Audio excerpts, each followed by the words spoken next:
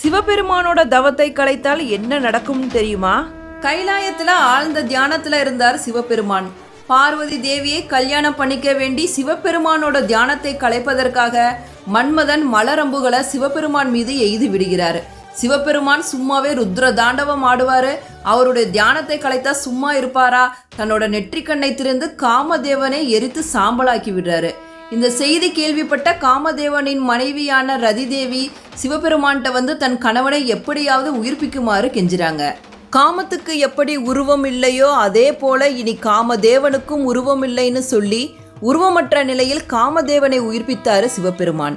இதுக்கப்புறம் திருமால் கண்ணனாக அவதரிக்கும் போது காமதேவன் கண்ணனோட மகனாக அவதரிப்பார் என்றும் அதுக்கப்புறம்தான் அவரோட உடம்பு திரும்பும் என்றும் சாப விமோச்சனம் தந்தார் சிவபெருமான்.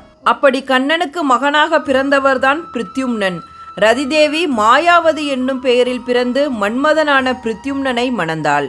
அட்ட வீரட்ட தலங்களில் ஒன்றான கொருக்கை மன்மதனை சிவபெருமான் அழித்த தலமாகும்.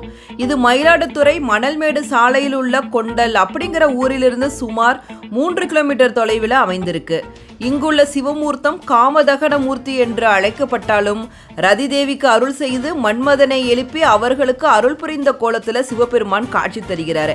இங்கே ஒவ்வொரு வருஷமும் மாசி மகத்தன்று காம தகனமும் ரதிதேவிக்கு அருள் புரியும் வைபவமும் விழாவாக கொண்டாடப்படுகிறது.